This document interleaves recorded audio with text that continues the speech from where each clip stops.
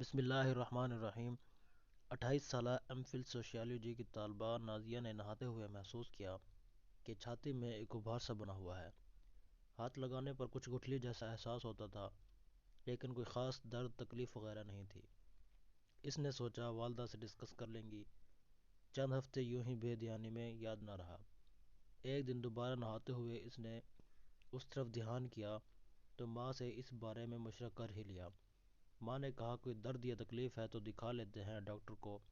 ساتھ مشورہ دیا کہ زیادہ مسئلہ نہیں لگ رہا تو پیاز باندھ لو اور ساتھ وظیفہ پڑھ لو، یہ آپ ہی کھل جائے گی۔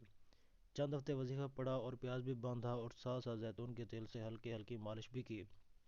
گویا نازیہ نے نفسیاتی طور پر اپنے آپ کو یقین دلا دیا کہ ٹوٹکو سے ابھار کا سائز کچھ کم ہو گیا۔ وہ مطمئن ہو گئی۔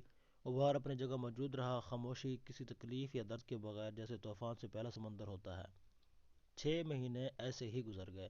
نازیہ کو بھول گیا کہ ایک چھاتی میں ابھار ہے۔ نازیہ کو عجیب سا درد دائیں بازو میں محسوس ہوا، جیسے اس کی ہڈی میں کوئی سوراخ سا کرنے کی کوشش کر رہا ہو۔ درد کی دوا لی چند دن اور درد کو آرام آ گیا، لیکن دوا چھوڑتے ہی درد نے پھر زور پکڑا۔ آخر کار قریبی ڈاکٹر سے مشورہ کیا تو اس نے کہا جوان لڑکی ہے، اس سے کیا ہونا ہے۔ کیلشیم اور وٹامن ڈی تجویز کیا، ساتھ ہی ایک تگڑا سا پین کلر انجیکشن ٹھوکا اور گولیاں دے کر چلتا کیا۔ پھر سے عارضی آرام آ گیا، لیکن دوا کا کورس ختم ہوتے ہی پھر وہی تنگی شروع۔ اب نازیہ کو پریشانی ہوئی کہ موئی درد جان کیوں نہیں چھوڑ رہی۔ اس نے اپنے ڈاکٹر دوست کو کہہ کر سرکاری اسپتال سے ایکس رے کروایا۔ ایکس رے کروا کے ہڈی والے ڈاکٹر کے پاس لے گئی۔ اس نے ایکس رے دیکھ کر کہا کہ اس میں کچھ گڑبڑ لگ رہی ہے، آپ اس کو ذرا کینسر آؤٹ ڈور میں دکھا کر آئیں۔ اور یوں میری نازیہ سے پہلی ملاقات کا بندوبست ہوا۔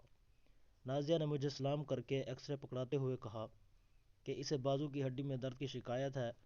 میں نے ایکس رے دیکھتے ہی ہڈی کا پوچھنے کی بجائے اس سے پوچھا آپ کو جسم میں کوئی کہیں گلٹی محسوس ہوتی ہے، جس کے جواب میں اس نے کہا کہ ہاں، بس چھاتی میں ابھار سا تھا، لیکن وہ وظیفے اور مالش سے بہتر ہو گیا۔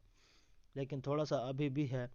وہ تھوڑا سا ابھار چیک کرتے ہی الارم بجنے لگا۔ میں نے نازیہ کو بائی پاسی ہڈیوں کا اسکین اور CT اسکین لکھ کر دیے۔ رپورٹ میں چوتھی سٹیج کا انتہائی اگریسو بریسٹ کینسر تھا، جس کی جڑیں ہڈیوں میں ہی نہیں بلکہ جگر، پھیپھڑوں اور ڈنل گلینڈ میں بھی پہنچ چکی تھیں۔ نازیہ کے علاج کا دورانیہ لگ بھگ 18 ماہ کا تھا۔ زندگی کے آخری 4 ماہ اس نے بہت تکلیف میں گزارے۔ بستر پر معذوری کے عالم میں وہ کبھی کبھار اپنے دل کی باتیں کیا کرتی تھی۔ وہ شادی کرنا چاہتی تھی، ڈگری مکمل کرنا چاہتی تھی، ماں بننا چاہتی تھی، کچھ اور جینا چاہتی تھی، لیکن مقدر کا فیصلہ کچھ اور ہی تھا۔ شاید ہمارے ارد گرد بہت سی نازیہ موجود ہوں، کیونکہ ہر 9 میں سے ایک خاتون اپنی زندگی میں سے اس کا شکار ہوتی ہیں۔